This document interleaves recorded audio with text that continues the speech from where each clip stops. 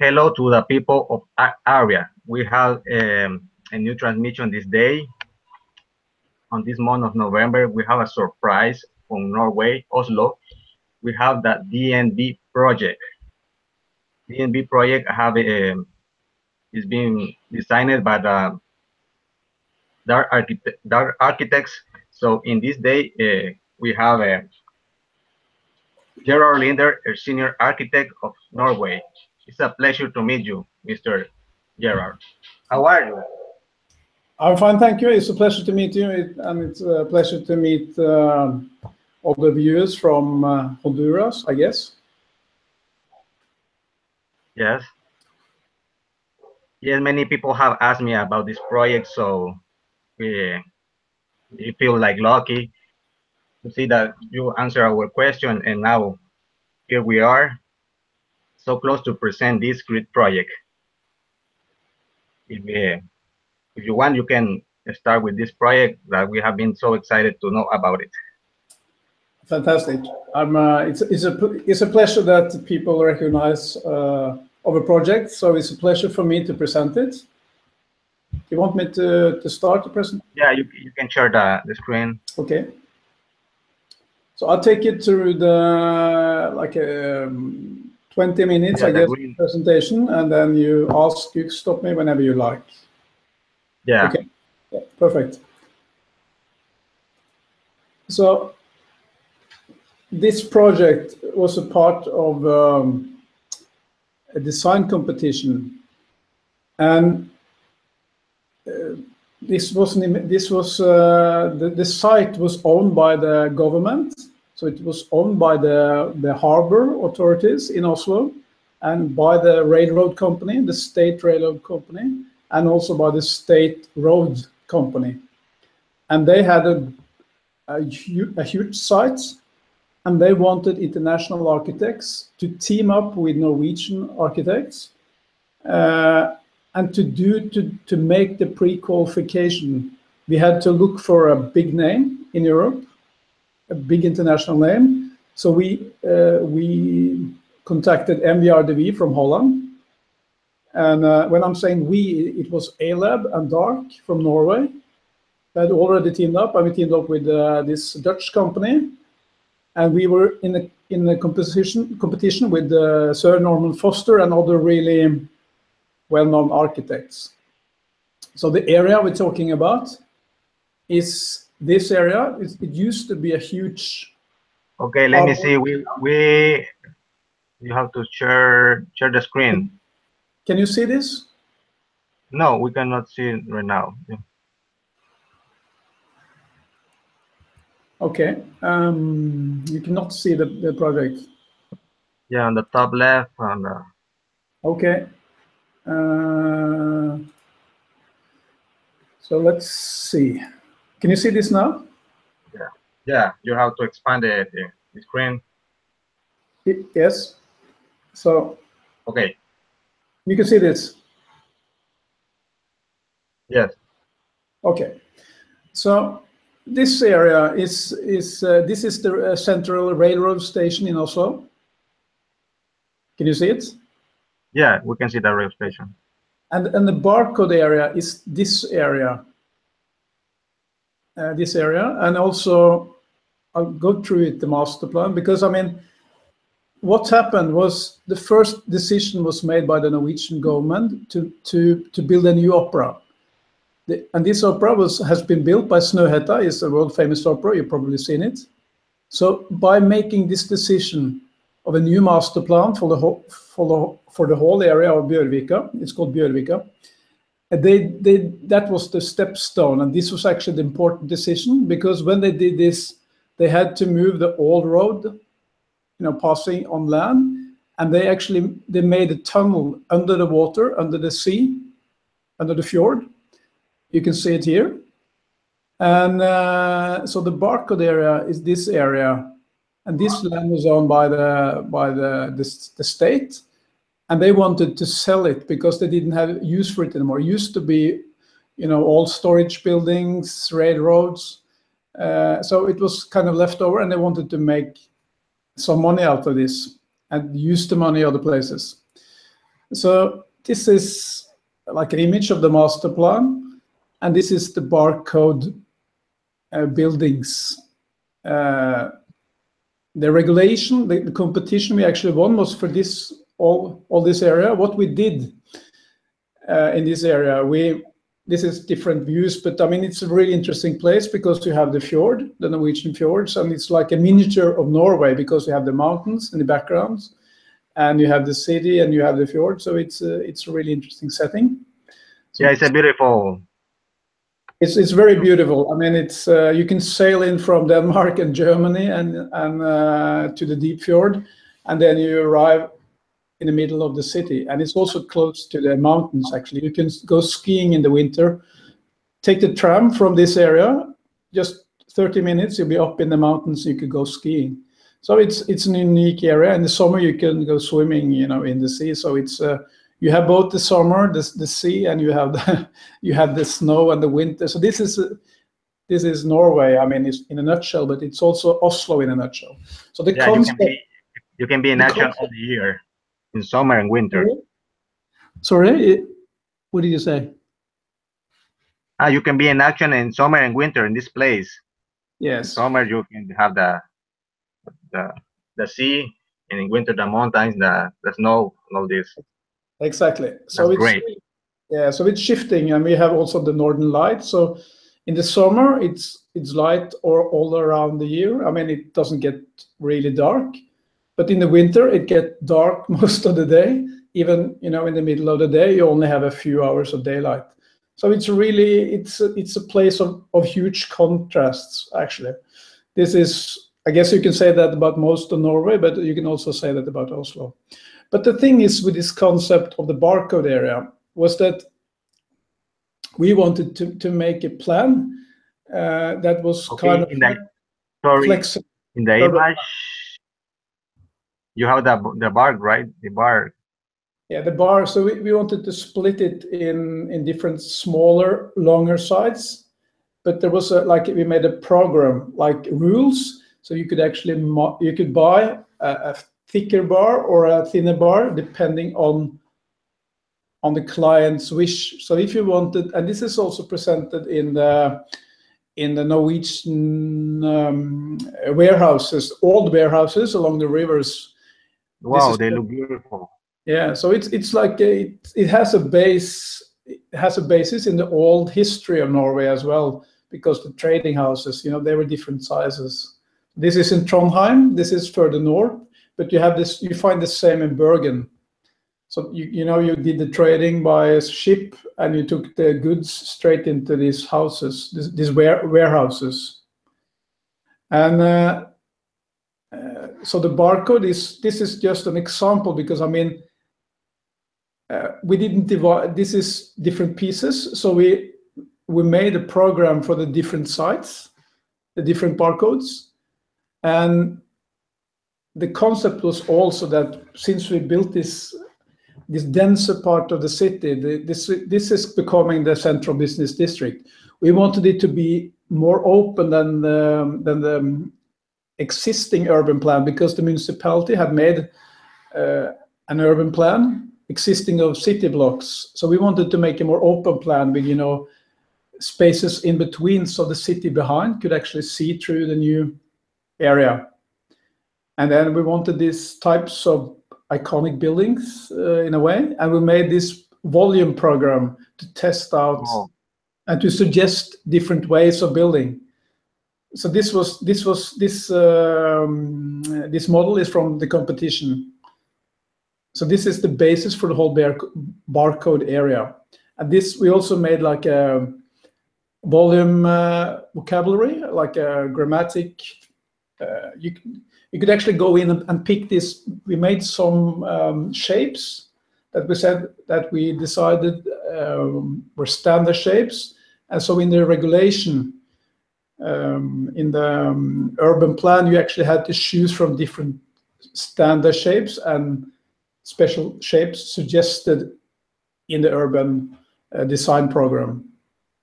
So when we came to the bank, because they were asking for a huge. They were asking for 80,000 square meters, And we knew that even though these buildings are more than 100 meters long, some of them, they needed 3 buildings to actually fit their program. So we tested out different places, because I mean, if you look to the left, this was already built, so this was already occupied. So the colored shapes are the shapes, or the part of the area that were still available for the bank to choose from. So we tested out different places for the bank. And you have the square meters on the left here. So this was a testing, and then in the end we decided the site. So the bank is actually 3 buildings. It's this building, the main building, and then the dark, we call it the stair building, the stair, that's our building. Okay. And then this is the carve, because it's a carve in between. It's an ALA building. So the Dutch company MBRDV, they were design principals on the central building. We were design principals on this western building, and ALAB, Norwegian office, was the design principles on this. But we all work together, because underneath there is a common program. So there's a huge area of eating and cafes, and you can order drinks and different types of food. So the bank is actually connected underground. And the concept for the western building, which is our volume, is, this the barcode, the volume size. This is the maximum height. And then because of the building next to it, we wanted to bring light into the other buildings on the side.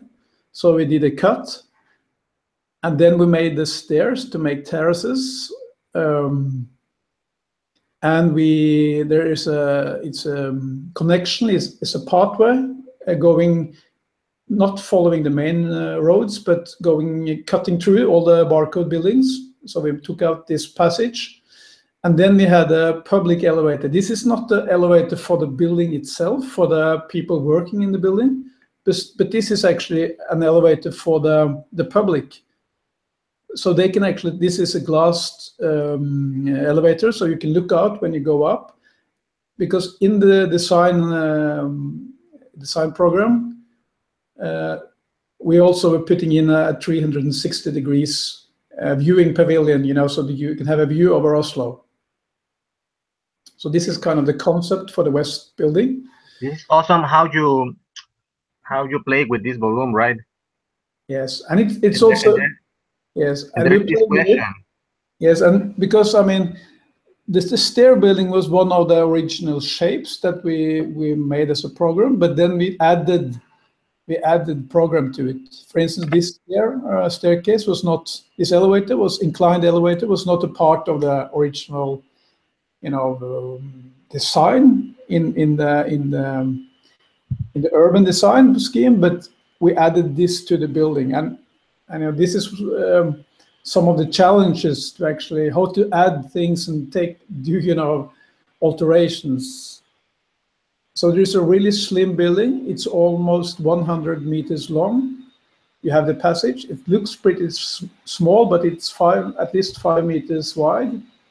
So it's because this is, and then you see all the different plans are smaller and smaller. And because one of the problem with these small plants is because this is an office building, so how to use this plan as an office. It's not much room for the office area on the top, so it's not so efficient in the top. So in the top there is a restaurant and a bar actually today. So and that fits well with the lookout on the top for the public. So it's a bar on the top. And other challenges is also the staircase and the elevators, the normal elevators, because if you look at this elevator, it only goes to the 5th floor, this elevator, and then it stops because it reaches the top of the building. So yeah, it goes only to the 5th floor, and we have 14 floors. Yes, it's 13 floors actually, but you can see the back elevators go all the way to the top.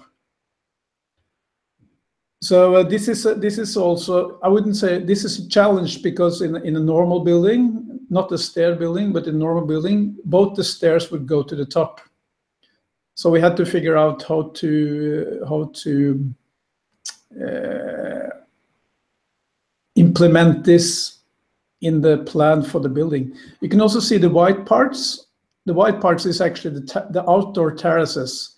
So if you look at this, these two plans, 3 and 4, you will see that this is the outdoor terraces, and then this is an open area looking down to the floor beneath. So from this green area, from plan 4, you can look down to plan 3, and then you have a common area for both plans. So we had 2 and 2 plans together. You see the same for the 5th and 6th floor, and so forth.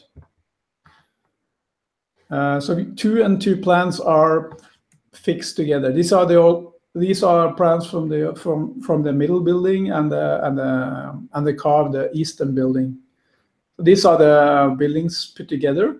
It's axonometric, so it's like it's not a presentation, but it's to show the different areas and the square meters and so forth.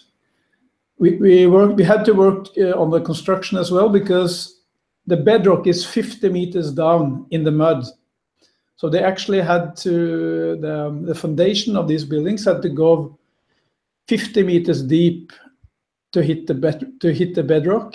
And there was a lot of calculations because of the earthquakes, because in Norway it's really strict regulations, and even though we don't really have problems with earthquakes in Norway, I think the maximum you can get here is 4 on Richter scale. It's nothing. But still there are made all the calculations for the earthquakes to make it stand in the case of an earthquake. So, and wow, that's awesome. 15 meters down. 50. Yeah, 50. 50 meter, yeah. Wow. And it's and when it's another building. Yeah, and also when they did when they dug out the site, they found a lot. They found the old quays from the 16th and 1700, where you had old boats. So they discovered a lot of old boats.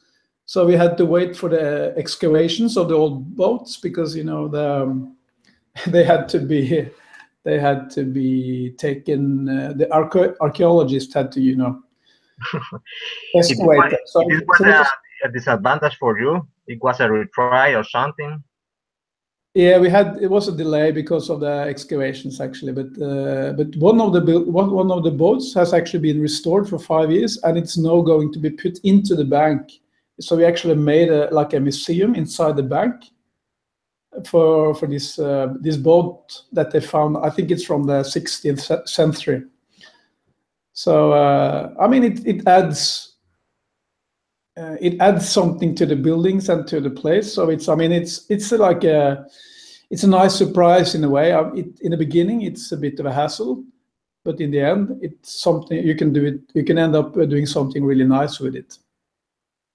And also, this was one of the first projects that we did in BIM, building information models. So we actually tried to take all the data from all the consultants and put it together before we were building the building, so that you can see most of the parts. So this is the western building. That's our building. So it's actually facing the fjord. That's why we have the glass, the open glass in 2 stories. So the height of the stairs of every stair is 2 stories, and it's facing the fjord. So you get a lot of, and it's also facing the south. So that means it's direction of the sun. So you get a lot of sun, and you also get a lot of you get a really nice view. And in Norway, because we need the sun. We like the sun because, I mean, it's not as strong as in Honduras or in Central America. So it's not. I mean, we kind of accept more sun than you would do. Yeah, it's important to know that this project is in Norway, so you have to see or seek the light of the sun. Yes, we need a heat. And here we have to make shadows or hide from the sun. It's important to know that. It's a big difference, of course. So I mean, it's another thing is of course because of the cold winters, it could be down to minus 15 degrees. So there is a lot of requirements to the walls and also to the glass.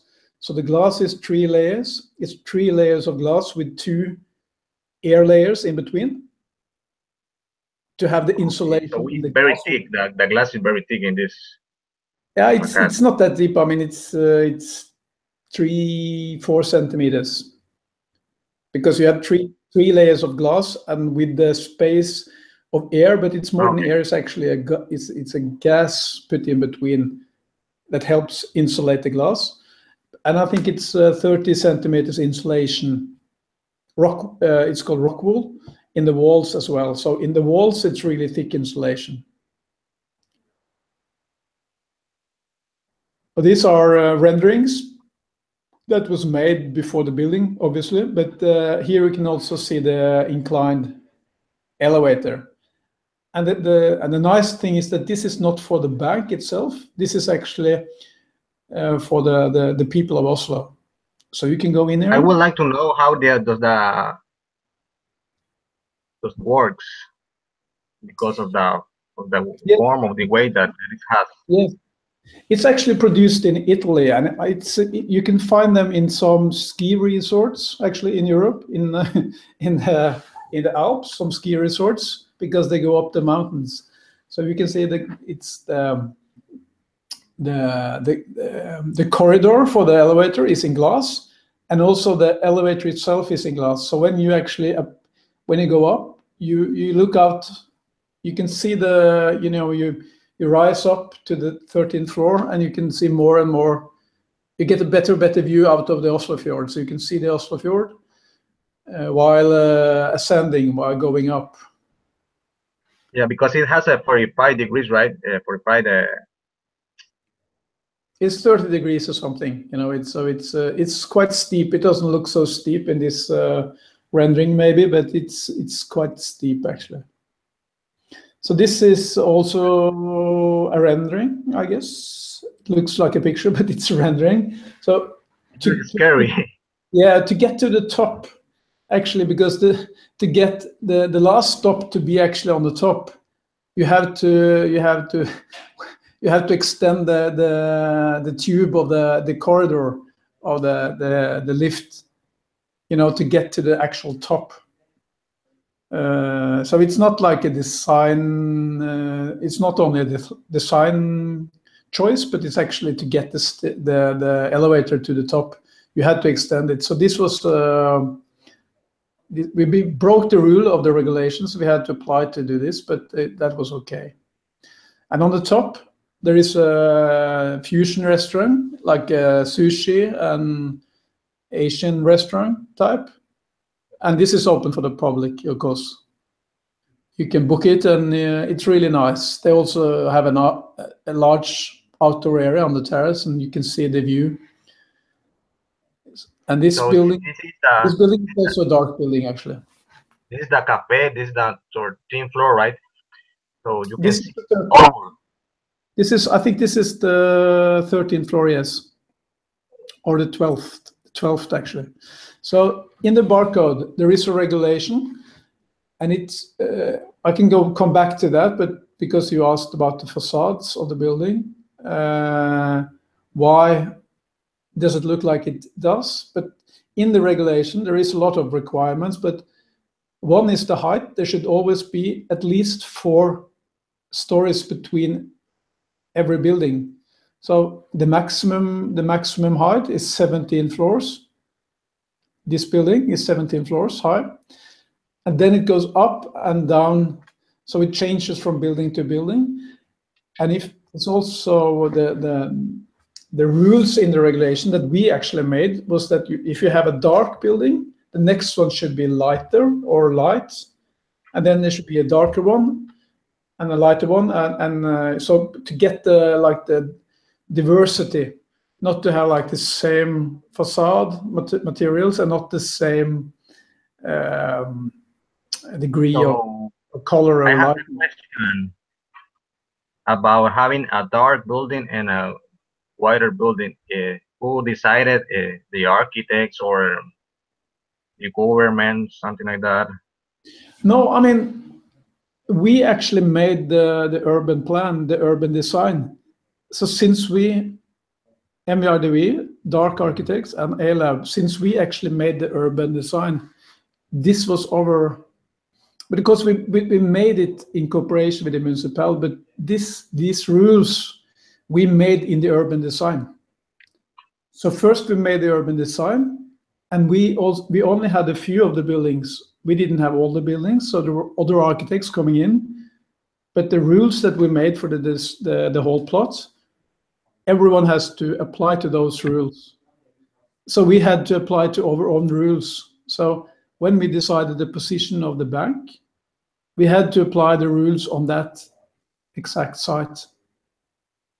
So we knew that we were going to have because we were having a dark building and a light building, this had to be dark again. We knew that. So we had to find a material that fitted with something that was dark. And we wanted to use concrete actually, but we didn't do that. I also want to show you the stair because every year there is the barcode challenge. In these stairs, you have the elevator to the left, inclined elevator is to the left. And these stairs, you have people, competing for the best time all the way from the pavement, from the street level up to the top. I think the record is 1 minute and 50 seconds or something. It's a tough run. Because it's a straight stair. It's a straight stair, so it's one of the longest stairs in northern part of Europe, I guess. Yeah, maybe you have the record for the more. I don't know. Highest. But it's really nice to look down on it. It's like it's kind of a corridor, but I mean it goes down, so it's really interesting. And also there was a lot of opposition against the whole barcode plan. So a lot of architects in Oslo said, no, this is not what we like in our city. It's too high, it's too dense, we don't like it. But since it was built, it has become an icon, not only of Oslo, but of Norway. So this is the national broadcasting, and you can see in the background, it's the barcode. So every day, this is the background for for everyone watching Norwegian television. And in any movies, any films you see from Oslo, you will see the barcode because it has become an icon, one of the icons of Oslo. So it's interesting to see how the people viewed something that in the beginning was really strange for them, and they didn't like it because it was strange, they hadn't seen it before, to actually, experiencing the building and say, no, this is growing on me. This is actually something we like. So today it's a lot of the critics have become positive to not only this building, but all the buildings in barcodes. The whole barcode has become a kind of an icon for Oslo and also for Norway.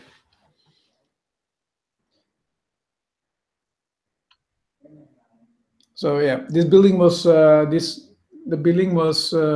western building is 11,700 square meters. It's mostly office. It's some and it's on the basement. It's also restaurants and it's public functions in addition to the offices. And it was completed in 2012. Here you can see the passage I was talking about. It looked really small on the plan drawings, but as you see, it's quite big. This is the staircase where you had to run. You actually see through and then you see the buildings next to it. And this is actually, you see through the corridor of the inclined elevator actually to the building behind. And here in the bottom, you can see the terraces. So the graphics of the terraces, it's really matched. We also have green roofs in the barcode to stop the drainage, or when you have a lot of rain, to keep the rain from going into the sewage, to delay the water. This is also an environmental issue. Now that you don't want the water to run straight into the drainage, you want to slow it down. So you put green on the roofs to keep the water for as long as possible before it goes into the sewage, to slow it down. It's also important part of barcode, and also this building. And then to the facades, what we wanted actually to have all this, because of the shape of the building is monolithic in a way. We wanted to make a building that, we wanted to make a skin around the building that was kind of general, but that was fitting this monolithic shape, but that also could be transformed through the day. So you can see the shadow here, and the light is actually playing in this facade. So depending on the angle of the sun, and on the time of day and time of year, and if it's overshadowed, if it's a clear day or it's a cloudy day, the facade will really change a lot. Here it looks almost gray, almost light, but other times it looks really, really dark. And we wanted it this way. And you can see that all the different, it's all combined with the same size panels put together in different modules. I have a question about the panels, about the size of each panel. Yep. The size is 1.2 meter. 0.2 times 1.2. So it's a standard module size. Oh. But we wanted to have it in concrete, but it turned out we couldn't get the black concrete. So this is actually a honeycomb structure. So this, what you can see, is a granite. It's a stone actually. Oh. So this is stones put together like boxes in 2 different depths. So it's 2 different depths, this changing depth makes all the shadow, and it looks much more complex than it actually is. It looks very complex, but it's not that complex because of the variation in the depth, combined with the way we put them together. It really makes this nice variation that plays with the sun, with the light, and with the shadow. So even though this is a black building or a dark building, you still see the shadow is darker. So you still have this play of light and sun. So now you answer my question: what was the meaning of this block? So it was to make some shadows, and because the facades look monolithic, so you have to play with this block. Exactly. We didn't want to make it like a monolithic and boring building, but we want to make it like a Norwegian mountain. The mountain is a big stone. It's a big stone. If you look at the mountain from a distance, it looks like a big, huge, enormous stone. But you can see, if you go in the mountains, you can see how it, the shape seems to change, and the color seems to change based on the light, the sky, because the light changes a lot, not only during the day, but in Norway particularly during the year. So you get all these different lights during the year. And so this is kind of like a block of, it's a small mountain in the city, this monolithic thing. Yeah, it inspired me to play. It is very cool. It's very, I don't know how to say that. This kind of building, it doesn't seem boring at all. So this was the presentation I prepared for you. Yeah, it was awesome because one of my questions was to see how the stairs work, about the elevator that is in 30 degrees or something like that, right? And to see what was the inspiration for the facade, that it works for giving a shadow Yes. and not to seem like monolithic. That's true. So I have only two questions. That was the meaning of the block design that you have told me about that, and the stairs are interesting part. So you designed it to provoke some feelings in the people? No, Not really, right? Yes, I think Norwegians are really close to nature. I mean, in Norway, a lot of people go out in the weekends. They will go to the sea or to the mountains, and so I think it's Scandinavian architecture is a lot about making, not making difficult decisions. So you seem to, in Scandinavia, you seem to try to make it, to simplify things and see what you can get by simplifying. So we kind of working with the light and, the small nuances. We don't have to, we don't want to make it complex. And also I would like to add that, this building is one of 3 buildings. And those 3, that is actually the headquarters. So it's not this building alone. It's actually the 3 buildings with a MBRDV design, the middle building, and the A-lab building, the white building to the east. We wanted all these buildings to work together as well. So it's also about the volumes, and it's a lot of things I haven't told you about, but there are also view lines from the city behind that we had to meet to make the view from the city behind go through the building. So we had to also step the building down, also to make the view between the buildings, not from a straight angle, but from a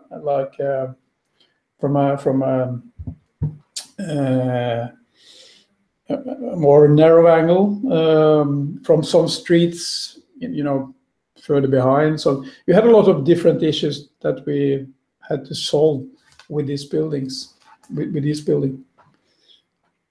Yeah, it looked very, very difficult how you resolve all these problems. Congratulations, you have to record big word for sure. Now, if you have some words, but you have to stop sharing in the top left so that people can see you to say some words. Yes, you can see me now. Yeah, we can see you now. What you can say to the youngest people who want to study architecture, and to the people here in Latin America too, because they are the most that will see this video. Yes, I mean, I think for most architects, I think it's really important to realize that to become to understand architecture, you need a lot of years actually, because I mean, when I was a younger architect, I didn't see the whole picture, and it's really complex because it's about society, it's about technique, it's about design, it's about the client's need, it's about infrastructure, it's about a lot of different stuff. So I've heard a lot of really famous architects say that I didn't really understand anything before I was 40, 50. And I have to agree. I think, so my advice to the young architects is to learn as much as possible, to be curious and to work, to be humble and to try to learn as much as possible and be patient. Because, I mean, you can't expect to be a successful architect at the age of 30. You have some people are, but I mean, I think most people, you need experience, you need to work on different projects, to understand the different projects, and to put all these small pieces together. And then I think it's easier to find good solutions. So being humble, learning as much as possible, and also looking to other countries is smart, because I mean, I've been to Brazil, but I mean, I haven't been to, unfortunately, not been to Honduras. I would like to go there, but yes. you can pick up a lot of inspiration from different places, because even though I mean the sun issue, for instance, in Brazil is completely different from Norway, it still make you understand, you know, okay, here in Brazil, we have to the shadow is important. That's what we have to do. And in Norway, it's the opposite around. But it makes it easy to understand the Norwegian situation by, you know, knowing the situation in southern part of Europe. I used to study 1 year in Australia, and I learned a lot from Australia because it's so different. So by seeing something really different, it broadens your view. It makes it easy for you to sort of, you know, think outside the box. But I think it's really also very important to know your own architecture and of your traditional architecture, because it's a lot of inspiration in the local architecture, and to understand the local architecture, all the climatic things, but also you know, how the families live together, how you use the building. It's really, really important. So to all the young architects, you shouldn't look at this building in Norway and say, no, this is great, this is something I want to do. I mean, you should learn something from it, but you shouldn't try to copy it. You should find the answers based on, you know, the school and the architecture in Latin America, I guess, and get some inspiration from this project maybe, but you should never try to copy it. I would not recommend that. Yeah, sure. That's my advice. Yeah, so we're thankful with you to taking this time to present this great project, as you say, not to copy, to learn about it, to see what we can learn and get some inspiration, like you said. And yes, we will be pleased to have you in here in Honduras for sure. And thank you for this time. And maybe in the future we have another interview. Maybe we'll see what project we can talk about it. So this is the end. I am happy to be sharing this like 20 minutes maybe. This was awesome. So okay, thank you. Thank you very much. See you. Bye.